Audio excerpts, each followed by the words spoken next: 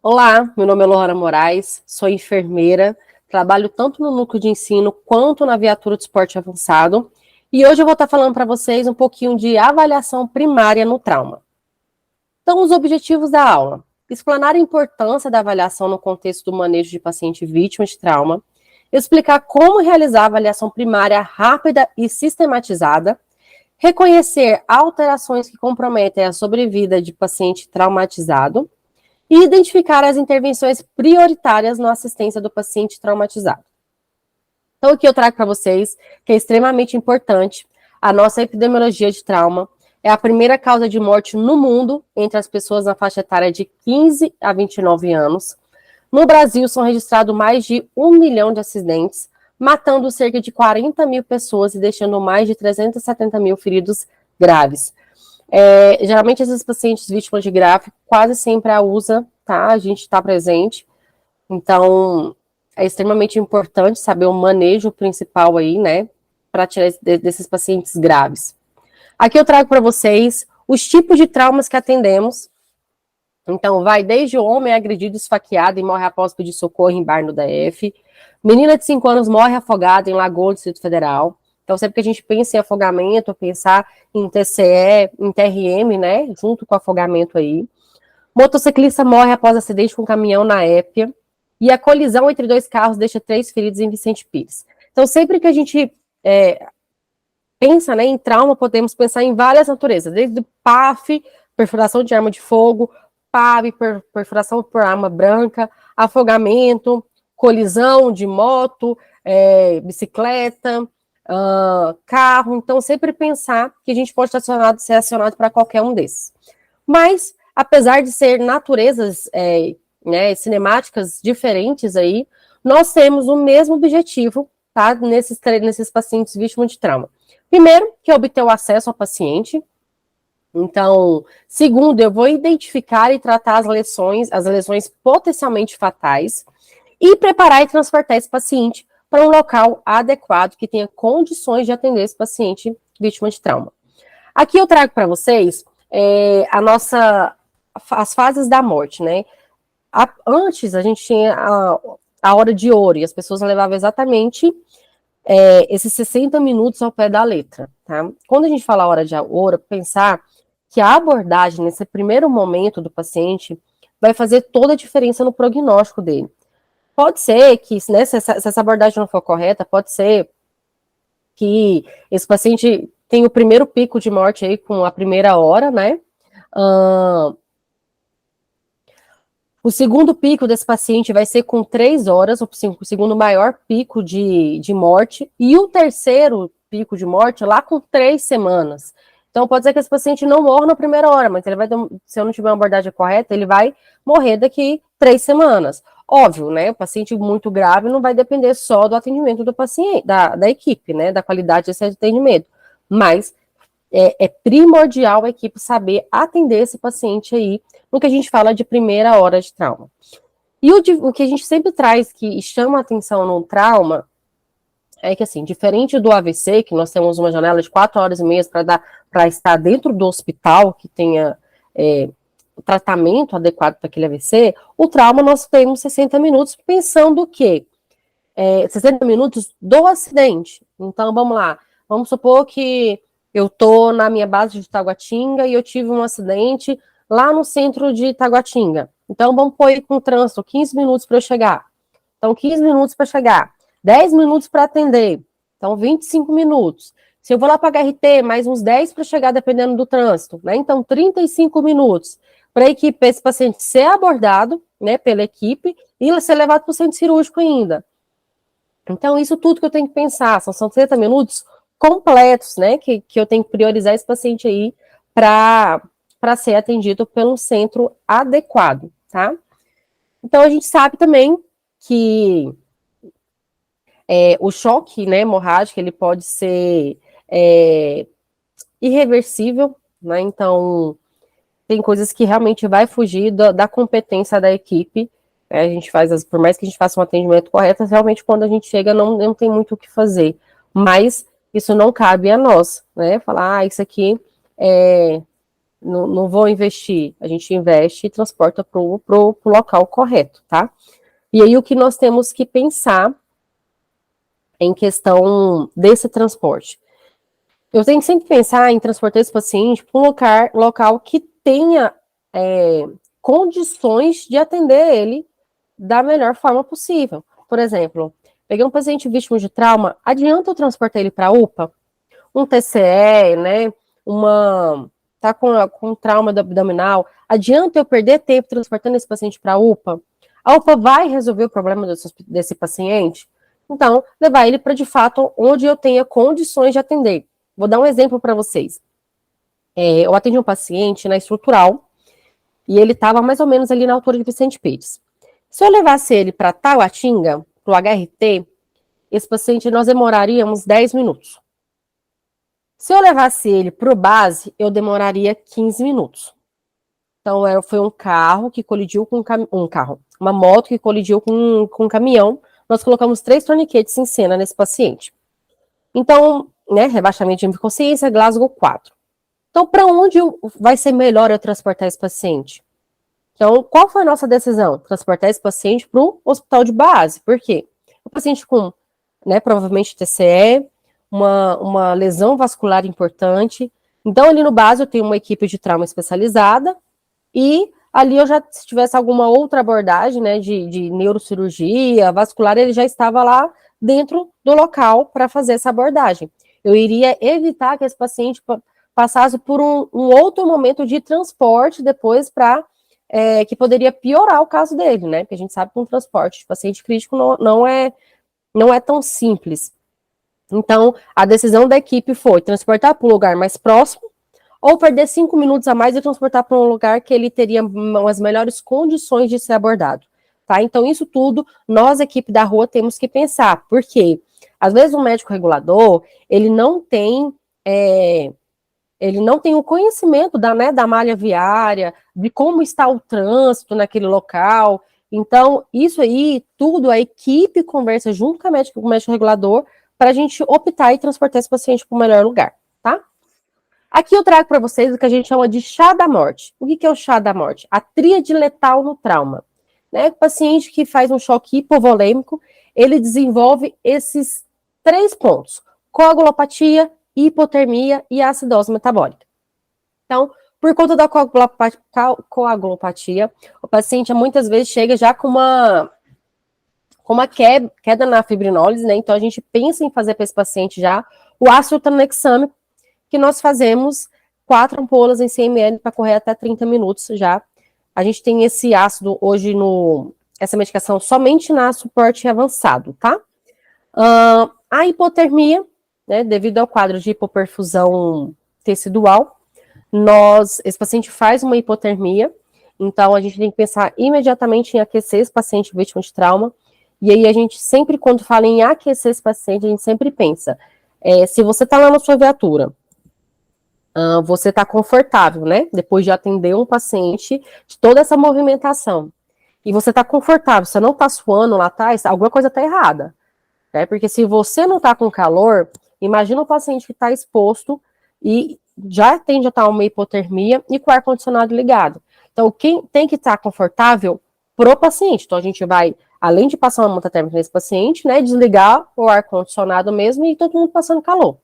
E a acidose metabólica, que esse paciente, por falta de oxigênio, ele faz um metabolismo anaeróbico fazendo um ácido lático e gera essa acidose. E aí a gente pensa em fazer para esse paciente oxigênio e o volume, né? Um volume controlado hoje, que já não se faz aquele controle de 2.000, né, de soro fisiológico. Hoje a gente faz 250, reavalia, mais 250 e vai reavaliando. E hoje já se fala de diamante letal do trauma, que entraria o quê? A hipocalcemia. O cálcio é um fator de coagulação, faz parte da cascata de coagulação do sangue, né? Então, o paciente que sangra, ele já tende a fazer uma hipocalcemia. E para agravar um pouquinho, nós temos o citrato, que ele é adicionado ali na bolsa de sangue, né?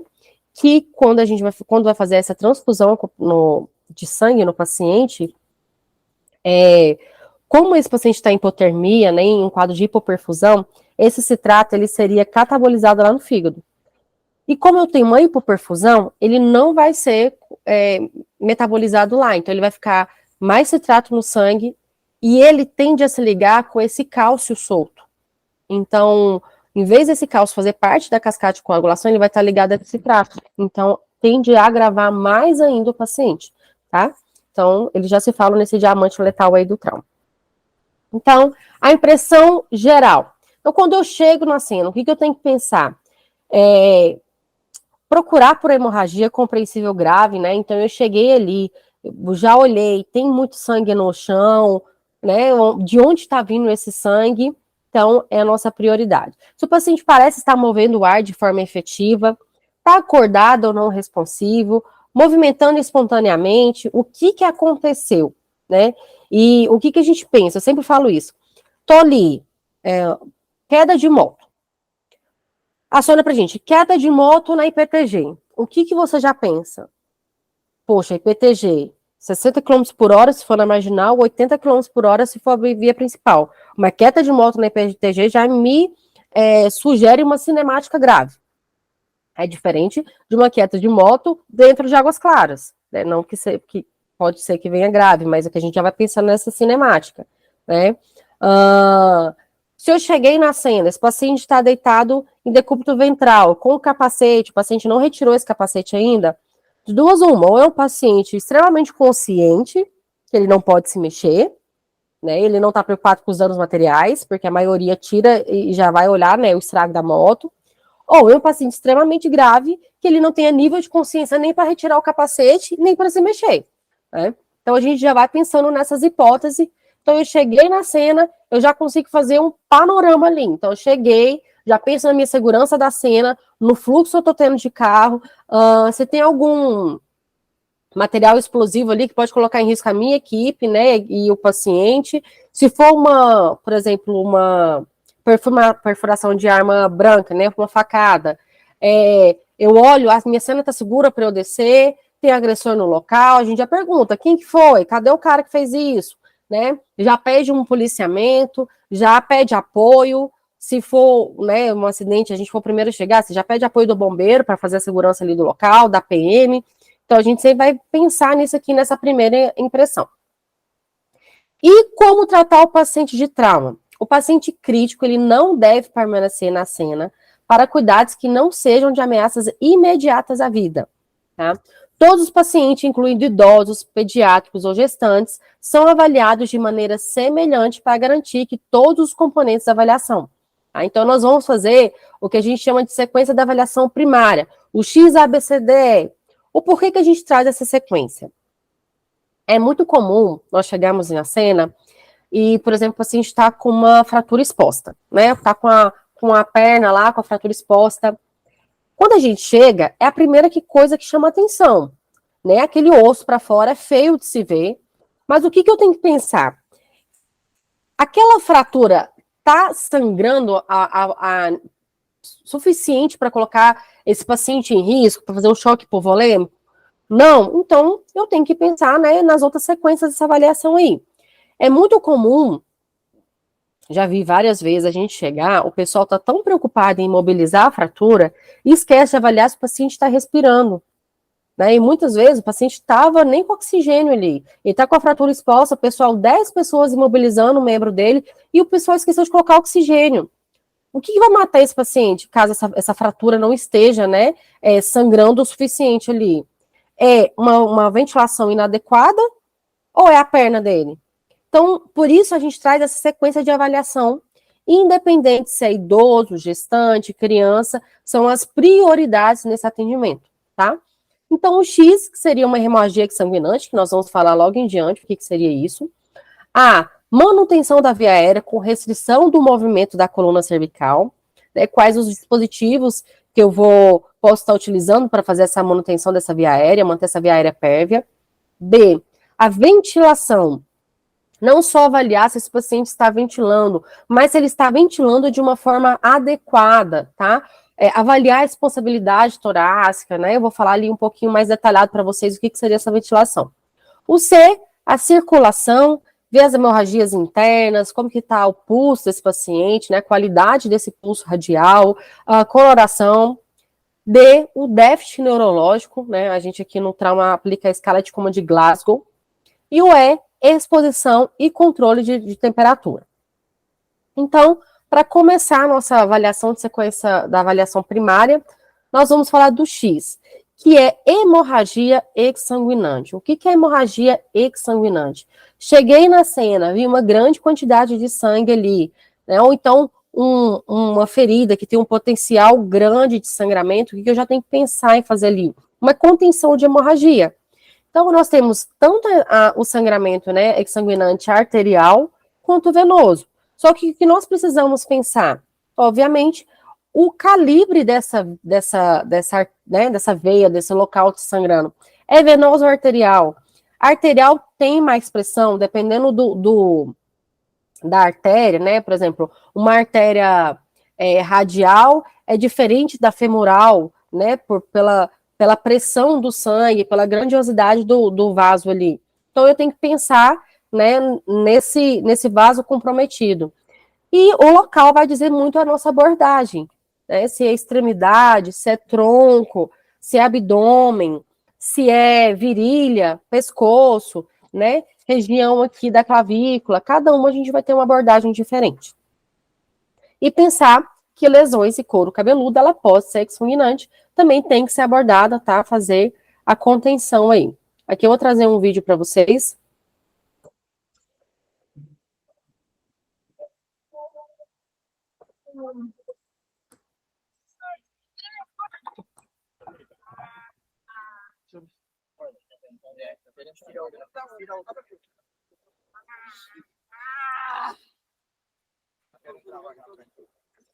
Então aqui, como vocês podem ver, já vi um torniquete improvisado. É muito comum nós pegarmos pacientes com corte de maquita, né, amputação, que o pessoal já fez um torniquete improvisado ali na cena. E aí nós vamos falar. Primeira coisa, né, eu vou falar mais especificamente de torniquete já, mas eu vou começar do menos para o mais aqui. Quando eu cheguei na cena, o que eu vou fazer? Primeira coisa que a gente faz, compressão manual direta, tá? Cheguei, tem um corte, eu vou fazer a compressão manual direta. Se for um corte menor, na minha compressão, eu já vou conseguir resolver essa questão aí, né? Fiz a compressão, faço o meu curativo ali, compressivo, né? Se for em extremidade aqui, e já consigo conter esse sangramento. A gente tem as gases hemostáticas e a gase, né, normal. A gente não tem gase hemostática no SAMU. As gases hemostáticas, elas começam a fazer ali, com 3 minutos já, começa a parar esse sangramento. A gase, ela leva, normal, que a gente utiliza, 10 minutos. Então, assim, não vamos ali ficar esperando, né, fazer a contenção desse sangramento ali. A gente faz o curativo oclusivo e já transporta para o hospital. Aqui eu trago para vocês o torniquete. Quando eu vou utilizar o torniquete? O torniquete nós utilizamos se tiver uma exsanguinante em extremidades, tá? Pernas e braços. Nunca vou utilizar um torniquete no pescoço, pelo amor de Deus, gente. Sempre pernas e braços. E aí, onde eu vou instalar esse torniquete? Primeira coisa, nós somos profissionais da saúde, atuamos no SAMU, então nós não adentramos zona quente. O que é zona quente? Aquele local que ainda tem algum risco. Então, se a gente chegou para atender o paciente, supõe-se que esse paciente está em uma situação controlada.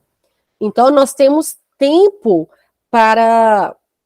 assim, né, para fazer uma avaliação dessa ferida e colocar um torniquete que não comprometa por tanto tempo o órgão desse paciente, o membro desse paciente, né? Então, para nós profissionais de saúde que adentramos a uma cena segura, nós vamos instalar esse torniquete 5 a 7 centímetros acima da ferida, tá? Então, vamos supor que eu tô com corte aqui, né, nessa região. Então, o que eu penso? Eu vou colocar 5 a 7 centímetros, sempre com o membro esticado, Porque se eu colocar com o membro dobrado, o que, que vai acontecer? Eu vou fazer uma contração muscular. Então, sempre com o membro esticado, eu vou colocar 5 a 7 centímetros acima da ferida. Se esses 5 a 7 centímetros der na articulação, eu vou colocar acima da articulação, tá? Vocês vão ver falando de colocar esse torniquete e na raiz do membro. Isso é para o APH tático, tá? Porque vamos lá, que o pessoal tá lá no meio do tiroteio, né? E naquela zona quente, e não tem tempo para fazer essa avaliação da ferida. Então já se coloca o torniquete na raiz do membro, né? E vai para uma zona segura. Uma vez esse torniquete instalado, nós não retiramos ele, tá? Então, naquele acidente que vocês acabaram de ver, já tinha um torniquete improvisado. Então, se a gente chega para atender aquele paciente, nós vamos colocar nosso torniquete acima daquele já instalado, tá? Ah, coloquei meu torniquete. Meu torniquete não foi eficiente. O que eu faço? Eu solto ele e aperto novamente, ou eu coloco outro acima? Nós colocamos outro acima, tá? Uma vez o torniquete instalado, nós não mexemos nele mais. Por quê? Pode ser que na hora de soltar ali um pouquinho para apertar novamente, eu desfaça coágulos que já tenham formado, né? E dá uma nova pressão ali. Então, eu pioro, né? Volta a sangrar ali. Então, a gente sempre coloca acima, tá? Nunca desfaz o torniquete. Esse torniquete, a nível de pré-hospitalar, ele pode ficar de 120 a 150 minutos, tá? Então, assim, pré-hospitalar de 120 a 150 minutos. Esse torniquete pode ficar sem comprometimento do órgão. Aqui eu trago para vocês o que a gente chama de torniquete juncional. Como vocês podem ver, ele tem essa bombinha aqui de ar que você vai insuflando e ele faz uma pressão local. Nós utilizamos ele tanto em região inguinal, tá? Ou aqui na região da clavícula. Aqui no SAMU Distrito Federal, nós não temos esse torniquete. Então, outra opção que eu tenho para realizar no local desse torniquete é o que a gente chama de preenchimento de feridas. Nós vamos pegar uma atadura, tá? E vamos preencher essa ferida, literalmente. Nós vamos colocando a atadura, né? E no final a gente faz uma pressão direta. Tem que ser a atadura, tá? A gás ela vai se perder ali. E onde eu vou fazer esse preenchimento de feridas? Somente em região inguinal ou na região da clavícula. Jamais eu vou fazer um preenchimento de feridas em região do tronco e região abdominal, tá bom?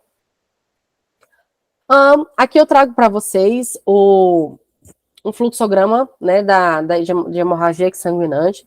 Então, a gente vem, primeira coisa que a gente faz é uma compressão manual direta. Esse sangramento foi controlado? Ok, vou fazer um curativo compressivo e hospital.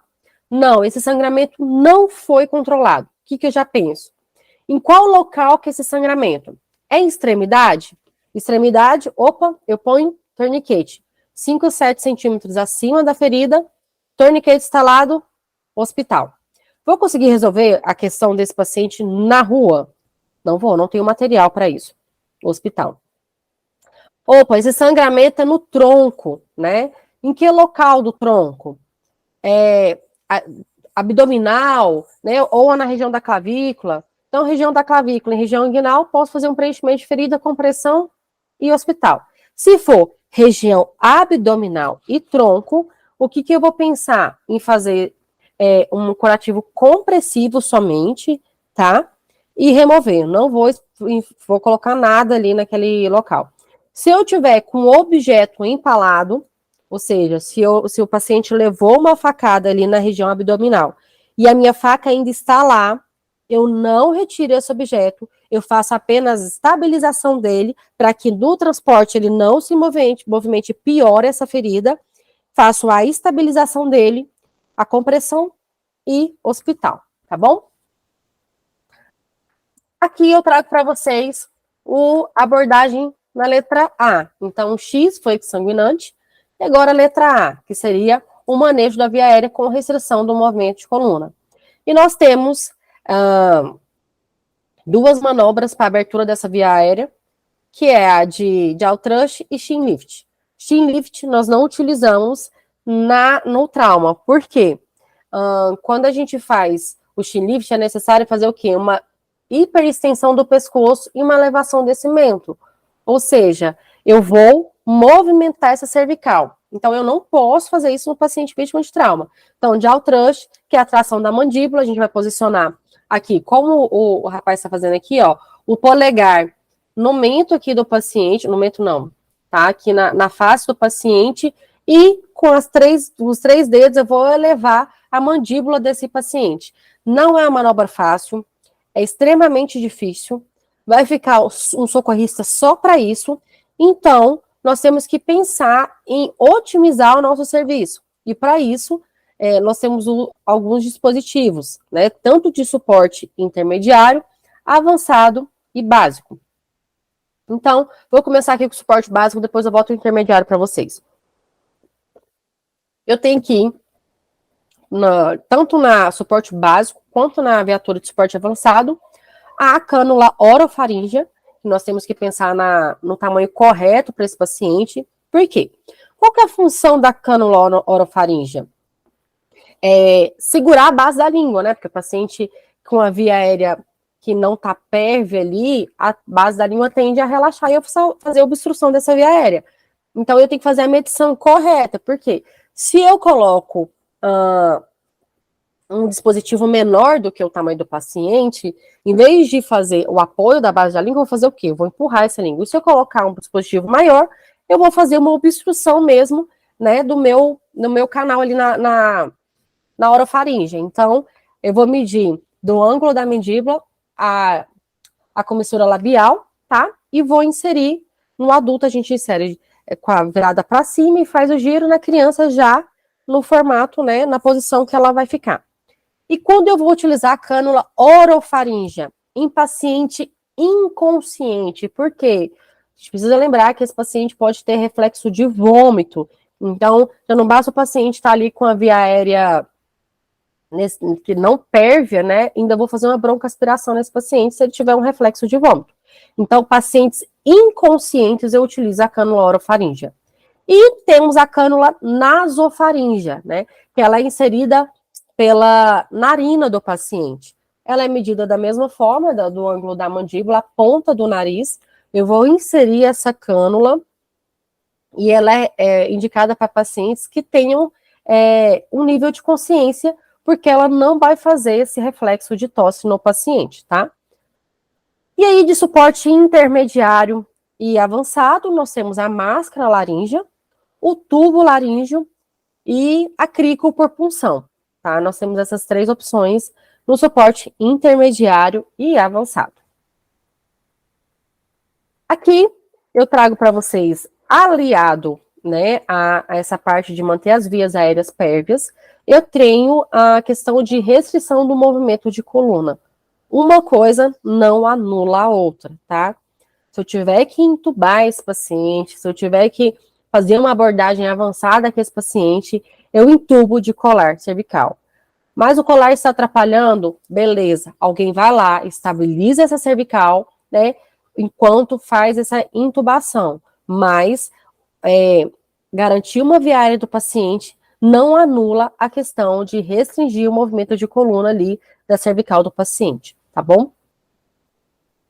O colar também, só para trazer para vocês, nós temos que fazer a medição correta, tá? Porque o colar não instalado direito pode trazer, né, malefícios para esse paciente, então a gente mede ali, faz a medição correta para colocar na instalação desse colar, tá? Então a gente vai medir do trapézio ao ângulo da mandíbula aqui, os dedinhos, quantos dedos deu, a mesma pessoa que mediu vai fazer ali no colar, tá? Então, aqui vocês, olha, tem uma linha preta no colar, a gente coloca o dedo aqui, né? Por exemplo, aqui deu 4 dedinhos, então coloca aqui na linha preta, e essa parte móvel, ela vai até onde foi medido. E aí a gente faz as travas aqui. Aí aqui a gente traz a imobilização inadequada do colar cervical. Gente, parece que não, mas a gente encontra muito, tá? Olha como esse colar foi colocado. Olha o jeito certo dele ficar. Então, eu tenho que fazer a medição correta e saber utilizar o meu dispositivo da forma correta, senão ele não vai adiantar. Aqui foi um colar que foi colocado apertado no paciente, então ele fez uma turgência de jugular aqui no paciente. E aí, quais são as complicações de uma mobilização inadequada? Eu tenho uma obstrução de vias aéreas, aumento da pressão intracraniana, um colar mal colocado, ele pode fazer esse aumento, um desalinhamento da coluna, né? Então, meu princípio de colocar o colar já não faz sentido mais se eu colocar uma mobilização inadequada, e aspiração de vômitos e secreção. Então, mais que saber colocar o colar, é saber, da indicação do colar, é saber como colocar ele, tá bom? Aqui, a gente vai para a parte B da nossa avaliação. Então, nós já passamos pelo X, que seria uma exsanguinante, A, né, a abertura da via aérea e a estabilizar essa cervical, e B, a respiração, a ventilação e oxigenação, né? Não só ver a boa qualidade. Então, nós vamos iniciar a oferta de oxigênio precocemente para esse paciente, saturando, sempre visando saturar maior ou igual a 94. Se eu tenho coloco oxigênio, à medida que eu vou avaliando esse paciente, e eu vejo que esse paciente não precisa daquele oxigênio, eu tiro. Muito comum também, às vezes a gente chega num acidente e o pessoal fala assim, não, essa taquipneia aí é de ansiedade, né? Ah, não, precisa de oxigênio não, é porque tá nervoso. E acha que aquilo ali é por questão emocional, né? E lá na frente eu vou ver que esse paciente aí, na verdade, ele já estava em choque. Então, oferta oxigênio. Se não for necessário, depois a gente tira, tá? E sempre quando a gente fala em ofertar esse oxigênio para o paciente no pré-hospitalar vítima de trauma, é sempre sob máscara não reinalante, tá? Com acima de 6 litros ali o fluxo. E a gente vai avaliar a frequência dessa ventilação. Então, se for uma frequência maior que 30, né, eu pensar numa ventilação assistida para esse paciente. De 20 a 30, oferecer oxigênio ali, né, sobre máscara com reservatório. Normal, de 10 a 20, eu vou considerar esse oxigênio, né, suplementação desse oxigênio, mas eu vou avaliar ali se há necessidade dele ficar com essa ventilação. Lenta, né, menor que 10, já penso em fazer uma ventilação assistida total para esse paciente. E a apneia, também uma ventilação total aí com esse paciente, que esse paciente vai estar em parada respiratória, né, se não cardiorrespiratória. Então, para avaliar, fazer uma avaliação desse B, dessa ventilação e dessa oxigenação, o que eu vou avaliar no tórax?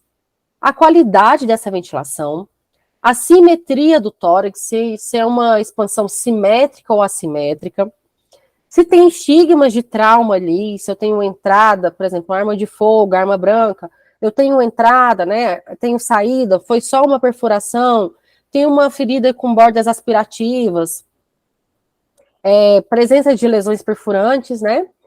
Se eu tenho estigmas de trauma, tá roxo, né? Tenho edema. Ali quando eu bato o olho nesse tórax, né? O que mais que eu vou avaliar ali? A ausculta. Então, eu vou realizar uma ausculta. Eu tô com murmúrios diminuídos, murmúrios vesiculares ausentes ali do lado direito ou do lado esquerdo.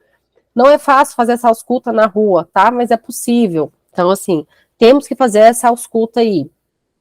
A palpação, fazer a palpação, eu tenho efizema subcutâneo, né? Eu tenho um tórax instável ali, então a gente realmente faz a palpação nesse tórax. A percussão na rua ela é inviável, tá? A gente traz aqui para vocês, mas na rua realmente não tem como a gente fazer essa percussão. Aqui eu trago para vocês os achados que a gente pode ter, a fratura de costela, então a gente faz um tórax instável. Na inspiração, né? Quando a gente inspira, o tórax expande, no tórax instável, ele faz o movimento contrário, tá? Que é sugestivo de fratura de costela. E aí, eu tenho que pensar que esse paciente pode piorar ali, ele pode ser no momento que ele está com a fratura de costela, sem pneumotórax, eu posso ter uma contusão, uma perfuração ali e piorar o quadro desse paciente. E eu trago para vocês aqui o pneumotórax simples, né, que quando há entrada de ar aí, e faz uma compressão do pulmão aí na região da pleura, que a gente pode, o que a gente faz para esse paciente de imediato ali na cena? O curativo de 3 pontas, né, com as bordas aspirativas. Se eu tenho entrada e saída do ar, né, se eu tenho 2 perfurações, se eu der um tiro, ele entrou pela região anterior e saiu pela posterior, eu sempre vou fechar um lado e do outro lado eu vou fazer esse curativo de 3 pontas, tá? E tem o curativo valvulado também, né? Mas aqui nós utilizamos o de 3 pontas, nós pegamos o pacotinho da gase, coloca, né? Fecha 3 pontas e deixa um, que à medida que o paciente inspira, ele não entra ar, né, de fora ali para dentro, então faz essa pressão, né, e na hora que ele expira, a gente consegue liberar esse ar, diminuindo a pressão ali na intratorácica desse paciente. Aqui eu trago para vocês algumas complicações, né, alguns sinais, na verdade, quando eu tenho esse pneumotórax hipertensivo. Então, alguns sinais que a gente pode estar olhando no paciente que são sugestivos de pneumotórax hipertensivo. Uma êxtase jugular, essa aqui ela tá meio fora do padrão, né? Nunca vi uma êxtase jugular assim, não no trauma. O desvio de traqueia é um sinal mais tardio, tá? No trauma, muito difícil a gente ver esse desvio ainda no APH, mas como a gente faz muito transporte de paciente crítico, pode ser que a gente pegue esse desvio de traqueia. Expansibilidade diminuídas, os murmúrios vesiculares abolidos e o hipertimpanismo.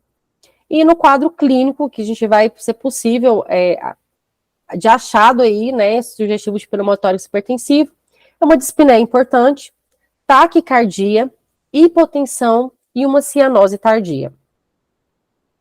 Aí nós passamos então pelo X, exsanguinante, a abertura de vias aéreas, e o B, uma boa ventilação, né, a qualidade dessa ventilação e dessa oxigenação. E agora entrando no C, que seria a circulação e sangramento, né, ver a perfusão e hemorragia interna. Aqui eu trago para vocês as hemorragias, nós vamos reavaliar as hemorragias tratadas e outras de menor importância, né? Então aqui, se eu tinha um exsanguinante, eu vou lá fazer minha contenção lá no X, e depois eu passo reavaliando essas hemorragias, tá? Perfusão, pulso, pele, vou trazer aqui para vocês aqui. Então, o que a gente fala? Sempre os 6 P's. Então, perfusão, tá? Pulso, pele, pança, pelve e pernas. Então, a gente vai passar por cada uma delas. Na perfusão, nós vamos olhar o tempo de enchimento capilar, tá? Se tiver acima de 3 aí, a gente já vê que tem um comprometimento ali. Pulso, não só a presença de um pulso periférico, do pulso radial, mas a qualidade desse pulso. Então, se eu tenho um pulso radial, uma sistólica, se eu tenho um pulso radial, sinal que a minha sistólica está acima de 90. Mas o que eu tenho que avaliar? Se eu tenho um pulso filiforme, um pulso fraco, já é sugestivo que esse paciente está em choque, né? Ele está sangrando, ele ainda tem o pulso, mas pode ser que ele perca a qualidade desse pulso. Então, esse tá com o pulso presente ou não? Esse pulso é filiforme, é um pulso cheio, então a gente tem que avaliar essas duas questões. E aí eu vou para a pele. Como que tá a pele desse paciente? Como que tá a cor? Ele tá hipocorado? Ele tá com a pele fria, sudoreica, né? Como que tá? Se eu tiver com o paciente hipocorado, uma pele fria, né? Então já é sinal de hipoperfusão tecidual. O que mais que eu vou avaliar? Pança, que a gente fala, né? Trauma abdominal. Vou fazer a palpação nos 4 quadrantes. Então, tá normoflácido, dá um abdômen rígido, já tem sinais de sangramento. Muitas vezes esse sangramento não vai parecer tão evidente aqui nessa nossa avaliação, né? Tem evisceração? Se tiver evisceração, eu coloco de volta esse órgão, como que eu faço? Então a gente vai proteger só esse órgão, a gente não vai nunca reinserir o órgão de volta, tá? A gente só protege esse órgão aí com a gás estéreo para fazer o transporte. E aí depois da pança, avaliei os 4 quadrantes, né, com palpação. Vou avaliar o quê? Pelve, tá? Eu preciso avaliar essa pelve. Lembrar que uma pelve, ela pode fazer um sangramento de 1.500 ml de sangue maciço. Ou seja, meu paciente vai sangrar até morrer. Então, eu preciso avaliar essa pelve. E como que eu avalio essa pelve? Se eu encostei na pelve do paciente, o meu paciente já reclamou, já gritou de dor, eu não preciso ficar manipulando essa pelve. Eu já vou pedir para a equipe passar o cinto pélvico para fazer uma estabilização ali, tá? Se eu fiz a avaliação dessa pelve, né?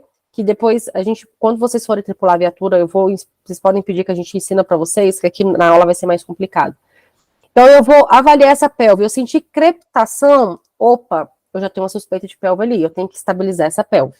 E avaliando as pernas, que eu vou como que eu vou avaliar? Realmente fazer a palpação da perna, né? Ver se tem alguma crepitação ali, se eu tenho algum edema no local que me sugere uma fratura, pensando que esse fêmur ele pode sangrar até 2.000 ml, né? E fazer um sangramento ali, um choque hipovolêmico desse paciente. Então, é extremamente importante eu avaliar ossos longos, tá? Trauma de fêmur aí. Aqui no SAMU nós temos o dispositivo, que é o tracionador de fêmur. Nós utilizamos ele em pacientes com fratura de diáfise de fêmur, tá? Somente nesse caso. Mas nós temos esse dispositivo, que é extremamente válido. E aqui dentro da avaliação primária, eu ainda trago para vocês o ultrassom, que tem sido utilizado já no pré-hospitalar, né? Para fazer a identificação de lesões traumáticas, como hemoperitônio, pneumotórax, hemotórax e o hemopericardio. Tá? Já alguns serviços de APH já têm utilização desse ultrassom ainda no ambiente pré-hospitalar. Aqui eu trago para vocês, como eu falei, objetos encravados, eles não devem ser removidos na cena. A gente transporta o paciente com esse objeto, faz uma estabilização dele e transporta o paciente, deixando o objeto exatamente como ele está. Aqui na sequência, né, da pelve, eu trago para vocês esse aqui, ó, é o cinto aranha, o cinto pélvico. Então, nós passamos na altura ali do trocânter do paciente para fazer essa estabilização. Tá? Então, a gente vai fechar essa pelve para que evite maiores sangramentos. Aqui eu trago para vocês, esse aqui é o nosso tracionador, que eu falei para vocês, tá? Em diáfise de fêmur, somente em casos de diáfise a gente usa esse tracionador aqui, que é aqui no meio do fêmur. E para eu utilizar ele, eu não posso ter nenhuma outra lesão associada, né? Eu não posso ter nenhuma lesão no joelho, nem no tornozelo, porque ele vai literalmente tracionar esse fêmur para que ele faça um alinhamento, tá? E aí, consequentemente, eu faço um alívio de dor desse paciente e evito que tenha piores lesões ali, tanto muscular quanto rompimento da pele. Aqui eu trago para vocês as classes do choque hipovolêmico, tá? Que a gente atende muito, né? Então, assim, o paciente, nós não precisamos esperar o paciente chegar à classe 3, classe 4 para poder abordar, né? Porque 3 o paciente já está extremamente grave. Então, quando as pessoas falam, o paciente está chocando, né? Primeiro que não existe o paciente chocar. Mas se o paciente já está com sinais de choque, o paciente já não está conseguindo compensar, né? Ou se ele está compensado, mesmo que o organismo compense, mas ele já está dando sinais ali de hipoperfusão, eu tenho que tratar esse paciente para que ele não piore, né? Então, vamos lá, na classe 1, eu tenho uma perda de mais ou menos 750 ml de sangue. A frequência do meu pulso ainda está compensada, eu tenho uma frequência de menor de 100 ali.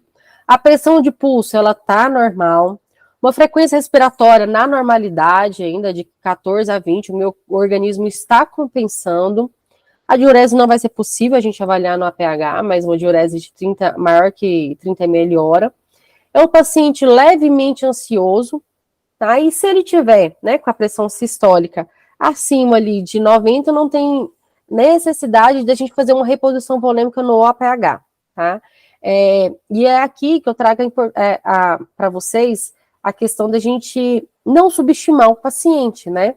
Às vezes o paciente está ansioso, aí você fala, tá nervoso por conta da cena, da cinemática do trauma, tal. Então, assim, não subestime. Esse paciente aqui, ele já merece uma abordagem, ele já merece um oxigênio.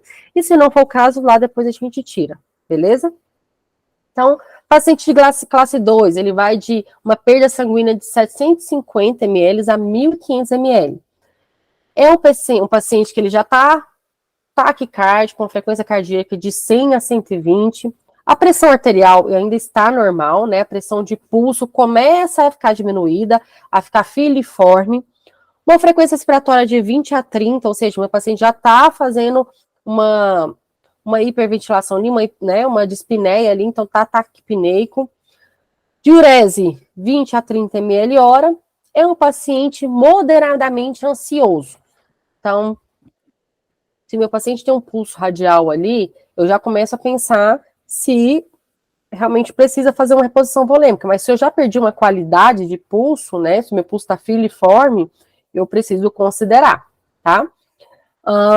Classe 3, o paciente já perdeu de 1.500 a 2.000 ml de sangue, né? O pulso, a frequência cardíaca está já de 120 a 140, ou seja, meu corpo já não compensa mais. Uma pressão arterial diminuída, um pulso diminuído, um pulso radial, né, pressão de pulso. Frequência respiratória de 30 a 40. O paciente já começa com sinais aí de hipoperfusão, né, a nível cerebral, então ele está ansioso, confuso. É um paciente que eu já tenho que pensar para ele uma reposição por cristalóide e sangue.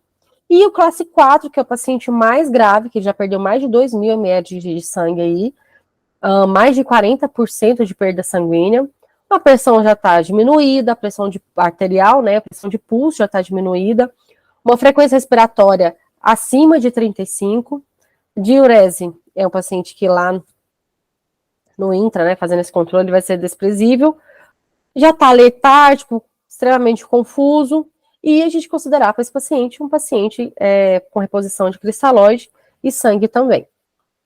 E aí eu trago para vocês a questão de reposição volêmica, tá? Nós, antigamente, eu lembro perfeitamente que eram 2 acessos, soro, fazia 2.000 de volume no paciente, sem reavaliação. Então, a gente pensa muito nessa reposição volêmica consciente, né? Então, eu vou fazer 250, vou reavaliar mais 250, para eu não fazer uma hemodiluição nesse paciente.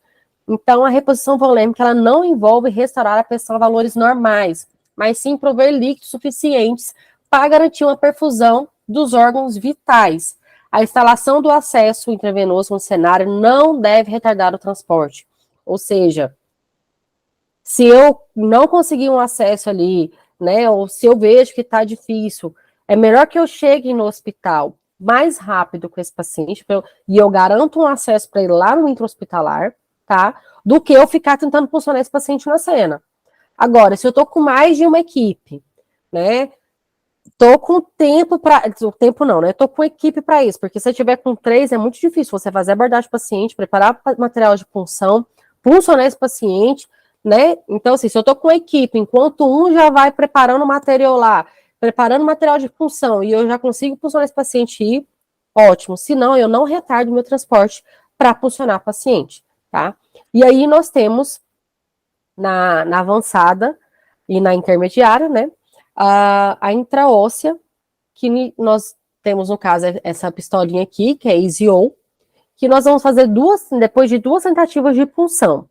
Não consegui um acesso venoso, aí, né, eu vou puncionar com a nossa intraóssea. O gelco de preferência é um gelco número 18 ou 16 na punção intravenosa. O soro Ringer, o ideal seria aquecer ele até 39 graus Celsius, mas a gente não consegue fazer isso na viatura, tá? E a intraóssea, nós temos esses 3 tipos de agulha, tá? Essa agulha amarelinha, nós utilizamos para paciente obeso e geralmente em punção no úmero. A azulzinha na tíbia, em adulto, e essa amarelinha em criança, também na tíbia, tá? Então, a gente utiliza essa intraóssea aqui, e nós, enfermeiros, temos o respaldo para poder fazer uma intraóssea, beleza? Sequência da avaliação primária ainda, no C, falando de choque hipovolêmico, nós temos na avançada o ácido tranexamo, que ele é estabilizador de coágulos, que age ligando o plasminogênio, impedindo que ele vire plasmina, evitando a quebra da fibrina nos coágulos. Então, nós temos uma redução de mortalidade em 15%, quando 1 grama é realizado intravenoso em até 3 horas após a lesão. Pacientes com hemorragia importante. Então, na prática, nós fazemos 1 grama, que equivale a 4 ampolas, em 100 ml de soro fisiológico, em 10 minutos, em bolos. E já lá no intra-hospitalar, a gente faz esse 1 grama, 4 ampolas em 100, em 8 horas na bomba de infusão, tá? Então, no pré-hospitalar, 4 ampolas com 100 ml de soro fisiológico, em 10 minutos em bolos. Aqui, alguns serviços de APH já tem a transfusão no APH, tá? O SAMU de Maringá, o pessoal do Aeromédico, eles fazem essa transfusão no APH, e o pessoal de Bragança Paulista também já criatura mesmo, tá? Eles já começaram com esse serviço de transfusão de sangue também. Quem sabe que no Distrito Federal, daqui a uns tempos, a gente comece com esse serviço.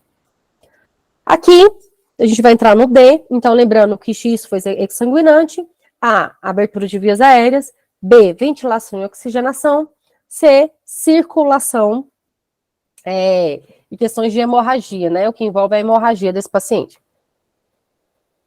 Então, D, nós vamos fazer a escala de coma de Glasgow. Lá na cena, nem sempre é fácil a gente ficar fazendo esse cálculo, foi 4, com 3, com 2, porque é muita coisa para a gente pensar. O que eu preciso, de fato, saber de imediato? O que eu vou avaliar nesse paciente e como eu avalio? Lá dentro da viatura, né, às vezes a gente coloca até uma colinha na prancheta, a gente consegue calcular, né, fazer os cálculos lá certinho. Mas o que a gente traz isso, não se prenda tanto fazer esse cálculo de fato lá na hora da cena, né? Mas sim saber o que avaliar e como avaliar. Então, o que a gente avalia na escala de coma de Glasgow? A abertura ocular, a resposta verbal e a resposta motora. Então, sempre a gente pensar, olho, são quantas letras? 4. Então, 4 pontos, né? A verbal, 5 letras, verbal, 5 letras, 5 pontos. E motora, 6 letras, 6 pontos. Então, como que eu vou realizar essa abertura ocular? Eu vou ver se ela está espontânea, né? Se eu cheguei antes mesmo de conversar com esse paciente, ele já me respondeu, beleza. Desculpa, ocular. Se eu cheguei, esse paciente, antes mesmo de fazer o estímulo verbal, né? Antes de tocar nesse paciente, ele já está com o olho aberto, beleza, espontânea. Cheguei, meu paciente está com o olho fechado. Falei, senhor. Na hora que eu falei, senhor, ele abriu os olhos, então é o som. Cheguei, falei, senhor, senhor, ele não abriu os olhos. E aí, quando eu faço um estímulo por pressão, ele abre os olhos.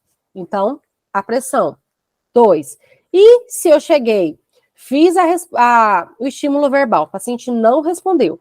Fiz estímulo por pressão, o paciente não respondeu, então ele ganha a pontuação de 1. E se for não testável, por exemplo, se o paciente tiver se o paciente for com deficiência auditiva, né, ele provavelmente não vai conseguir te escutar no seu estímulo ao som. Se o paciente for cego, vai ser difícil você fazer essa avaliação, e a gente põe não testado, tá? E a gente vai para a resposta verbal. Então, chamei meu paciente respondeu, ele está consciente e orientado, né? Fiz uma pergunta para ele ali. Senhor, qual o seu nome? Lembra o que aconteceu? Oi, lembro, meu nome é tal. Orientado. Se eu chamei esse paciente, conversei com ele está com respostas confusas. Número 4. Ou seja, sabe o que aconteceu? Ai, não lembro. Não, qual que é o seu nome? Maria, nome completo, data de nascimento, não lembro. Beleza, respostas confusas, meu paciente está desorientado, ele ganha 4. Se eu chamei esse paciente, ele solta Ele fala palavras desconexas, por exemplo. Você lembra o que aconteceu? Aí ele vai responder para você assim: laranja, azul. Palavras que não tem nada a ver com o que você está perguntando. Então ele ganha uma pontuação 3. Se eu chamei meu paciente, né? Meu paciente responde com sons somente, né? Se eu fiz o estímulo lá e meu paciente responde com sons, ele ganha 2, né? E se ele não tem nenhuma resposta verbal, 1. Se o meu paciente for mudo, não testável, né? Ou então o paciente está com alguma fratura, né, em dente, alguma lesão na boca, algum corte ali, ele não está conseguindo conversar com você, não testável. E melhor resposta motora. Então, meu paciente obedece comandos, né? Dei a ordem para ele. Senhor, aperta minha mão. O cara vai lá e aperta a sua mão. Beleza. Aí, entenda, quando a gente fala em resposta motora, é a melhor resposta.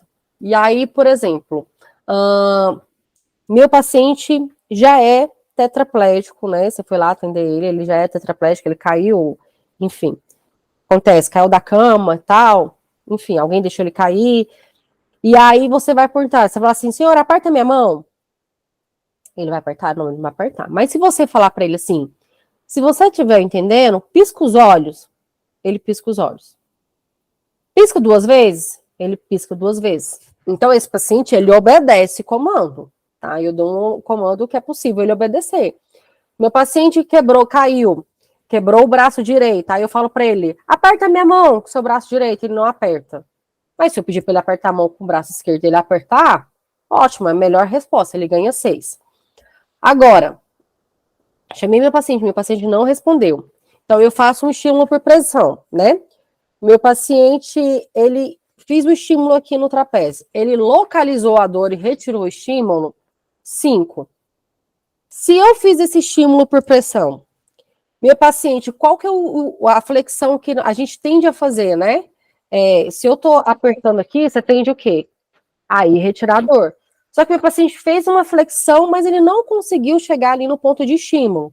Esse paciente ganha 4. Agora, se eu fiz um estímulo por pressão, o meu paciente fez uma flexão para dentro, ó, com o polegar para dentro aqui, é uma flexão anormal, que a gente falava de decorticação. Se eu fiz um estímulo doloroso, meu paciente fez um movimento de extensão, né, com o dedinho para fora, a gente põe um movimento de extensão com a pontuação 2. E se ele não teve nenhuma resposta, 1, tá? E se for não testável, a gente coloca NT.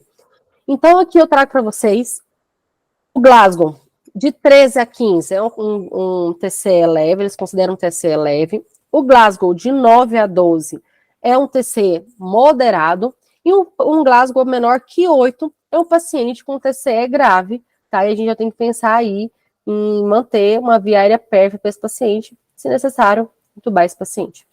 E a gente teve a escala como de Glasgow P, né? Que a gente avalia essa pupila mais a nível de prognóstico para esse paciente. Então, aqui eu trago para vocês pupilas normais isocóricas, midriática, miótica e anisocóricas. Então, quando eu vou testar essa resposta pupilar, por exemplo, meu paciente está com Glasgow de 10. Se na hora que eu for testar essa pupila, as duas, né, forem fotorreagente, né, se eu tiver uma resposta pupilar fotorreagente, fotorreagente, normal, se eu tenho a resposta bilateral, eu vou somar 0 para esse paciente. Então, é 10 mais 0. Se eu tenho somente a resposta de um olho e do olho não, somente a resposta de um olho e do outro não, eu vou somar com esse 10 menos 1. Então, 10 menos 1, 9. Se eu tenho, se eu faço a teste nos dois e eu não tenho a resposta de nenhum dos dois, então eu vou somar 10 com menos 2, 8. Então, se nenhuma das duas foi fotorreagente, elas estão midriáticas, elas estão mióticas, né? Tem essa diferença, a gente substitui, diminui 2 na escala de Coma de Glasgow P. Aqui eu trago para vocês alguns sinais, né, de TCE grave, que é o olho de guaxinim, a gente pega muito em atendimento, que são sinais que a gente vai observar, sinal de Báttel, que é aqui atrás da orelha, hemorragia de fraturas cranianas e a otorragia. A gente sempre toma muito cuidado para falar dessa otorragia, porque às vezes o paciente faz um corte, né, e esse sangue, ele escorre para o ouvido. Então a gente tem que avaliar se esse sangue realmente é do ouvido ou ele está escorrendo de algum lugar para lá, tá? E não é que é a exposição e o controle de temperatura.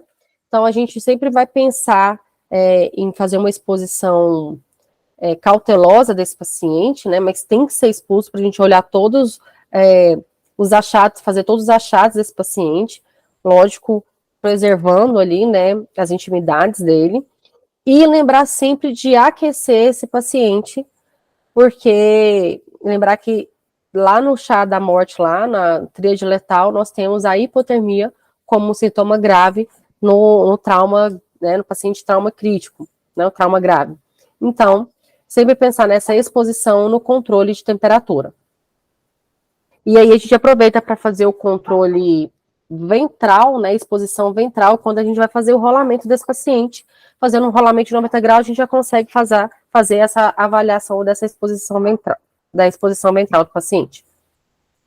Aqui eu trago as lesões de extremidade. Então, nós temos tanto instabilidade óssea, que seria fraturas e luxações, as lesões em parte mole, né, que seriam as distensões e entorses, e o esmagamento que a gente tem que pensar na síndrome compartimental, que é extremamente importante a gente saber o tempo que esse paciente ficou ali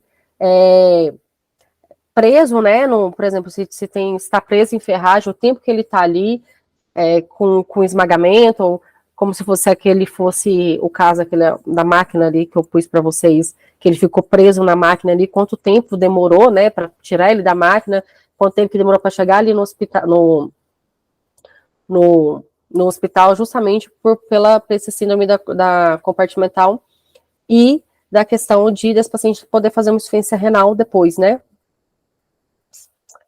Aqui ainda não é. Depois de examinar todo o corpo, o socorrista deve cobrir novamente para conservar o calor do corpo.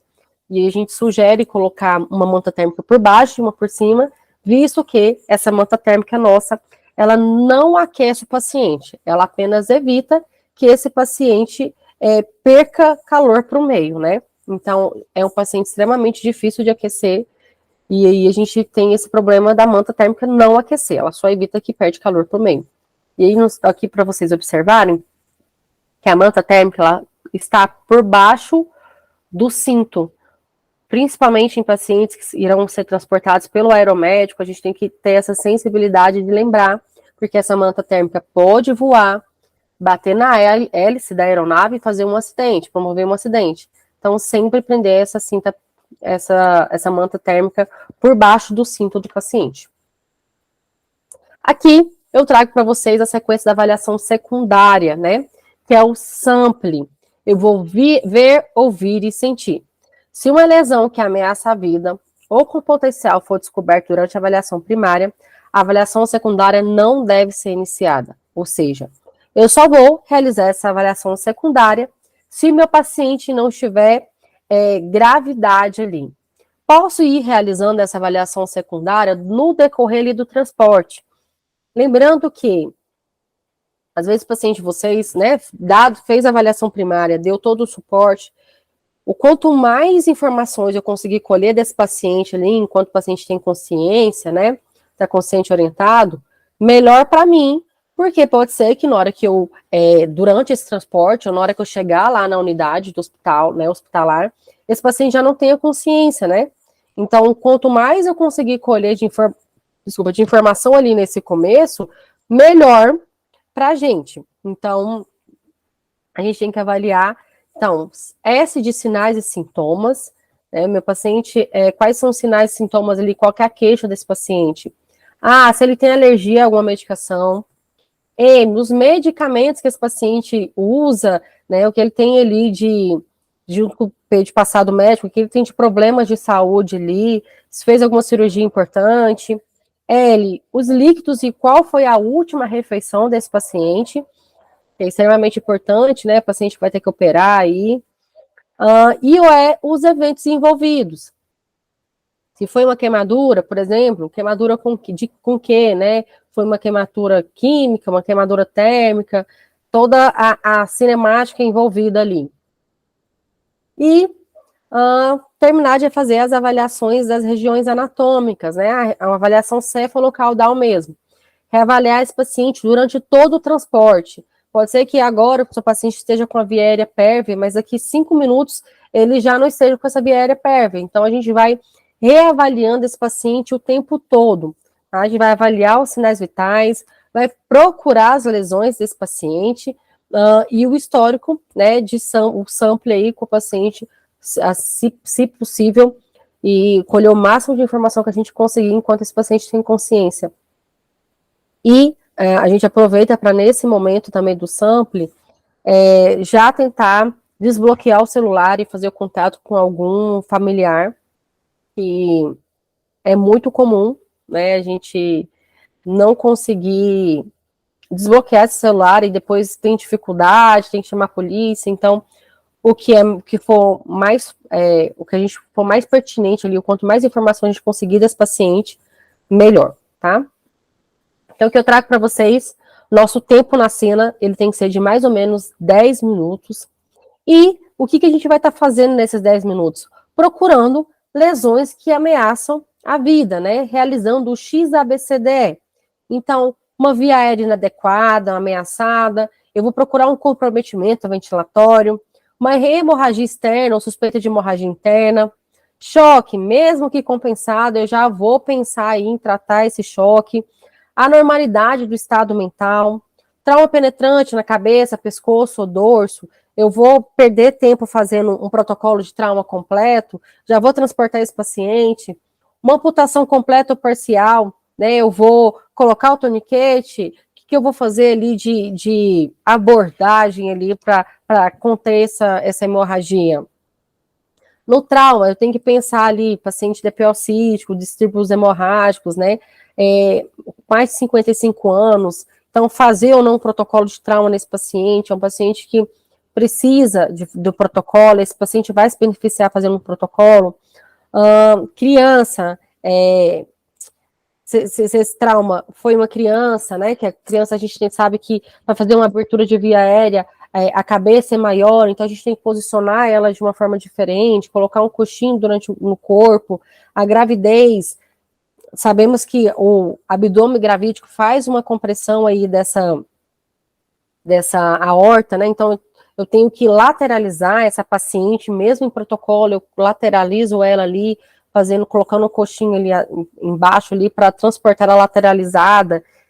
Nas queimaduras, proteja ou não essas queimaduras. Então, são todas questões que a gente tem que pensar em 10 minutos de atendimento, tá? E são decisões que a equipe toma ali nesses 10 minutos para poder ter um melhor desfecho na vida do paciente. Então, é isso. Queria agradecer a presença de todos. Obrigada por me acompanhar até aqui e até a próxima aula.